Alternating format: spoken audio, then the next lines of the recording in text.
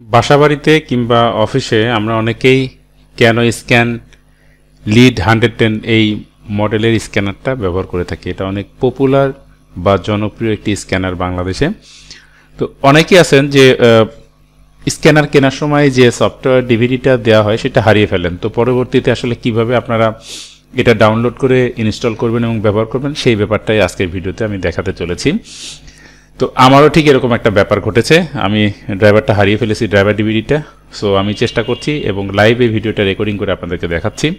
তো ওপরে দেখেন আপনাকে যেখানে অ্যাড্রেস বারে লিখতে হবে গুগল ক্রোমে, সেই ঠিকানাটা উপরে আমি লিখে রেখেছি। দেখেন আপনারা এইটা লিখে নেবেন এবং ব্রাউজারে গিয়ে এন্টার করলে আপনি এই পেজটাতে চলে আসতে পারবেন।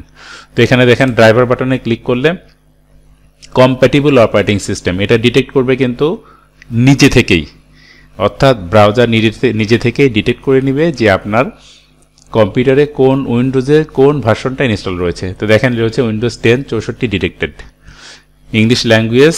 তো আমি যখন সার্চ দেব তখন অটোমেটিক্যালি কিন্তু এই ড্রাইভারটা আমার সামনে নিয়ে এসে দেওয়া হচ্ছে যে lead 110 scanner driver version 17.05 Windows. এটা দেখেন সাইজ মাত্র 9 MB এবং লাস্ট আপডেট হয়েছে 13 এপ্রিল 2016-তে। তো যাই হোক, আমি এখানে ক্লিক করছি। ক্লিক করার পরে চলে আসলো যে ডাউনলোডের এই বাটনটা, এখানে আমি জাস্ট ক্লিক করছি।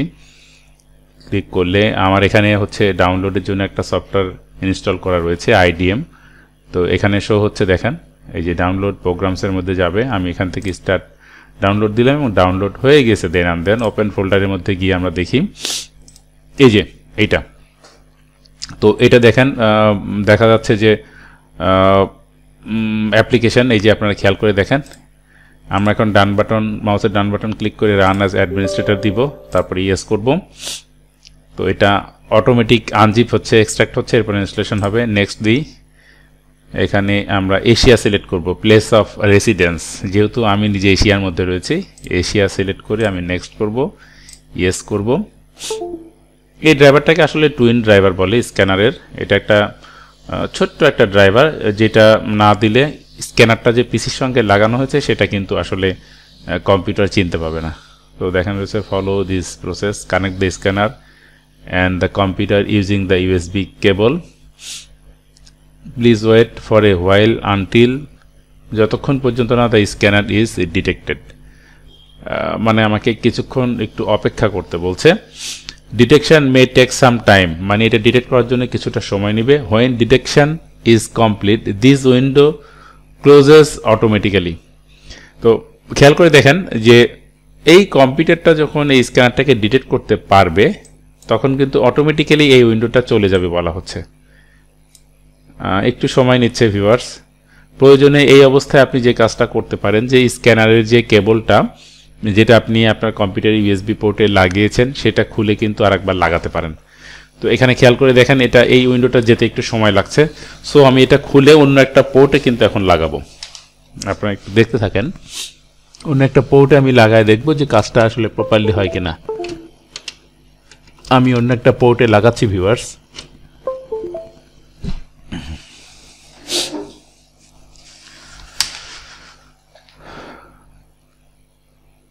তো ভিউয়ার্স দেখেন এই স্ক্রিনটা কিন্তু চলে গিয়েছে।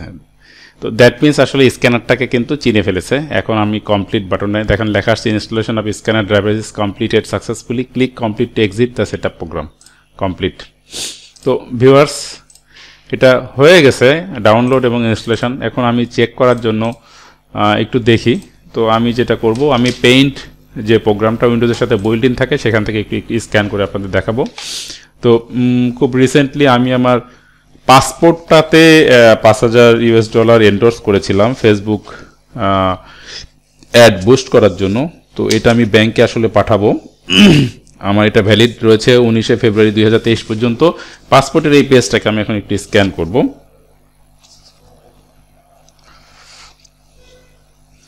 তো ভিউয়ার্স আমি স্ক্যানারের মধ্যে প্রবেশ করালাম।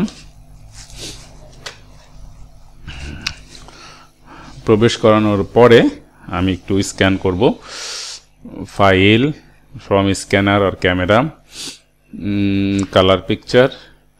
তো এখানে রয়েছে অ্যাডজাস্ট দ্য কোয়ালিটি, এখানে ক্লিক করতে পারেন আপনি। আমি একটু ব্রাইটনেস হালকা একটু বাড়ায় দিচ্ছি, 150 dpi রয়েছে, কালার পিকচার যেটা যেরকম আছে এরকমই থাকবে। ওকে করার পরে আমি এখানে স্ক্যান করছি।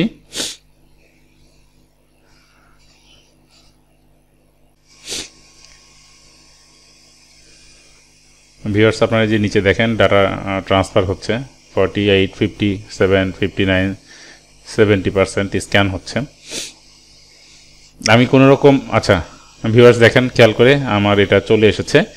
তো আসলে এখানে আমার যতটুকু দরকার ঠিক ততটুকুই আমি নিতে চাচ্ছি।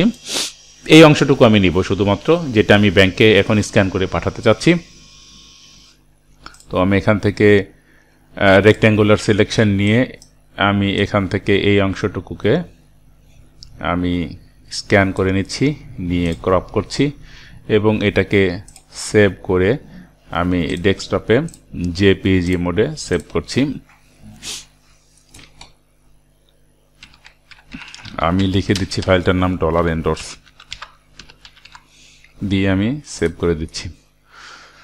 তো ভিউয়ার্স খেয়াল করে দেখেন আমাদের এই ফাইলটা অলরেডি চলে এসেছে ডেস্কটপে। তো এই ছিল আজকের ইনফরমেশন আপনাদের জন্য। ভিডিওটা যদি আপনাদের কাজে আসে অবশ্যই লাইক, কমেন্ট, শেয়ার করবেন, আর নতুন হয়ে থাকলে অবশ্যই সাবস্ক্রাইব করবেন। আজকে এখানে শেষ করছি। খোদা হাফেজ, বাই বাই, টাটা।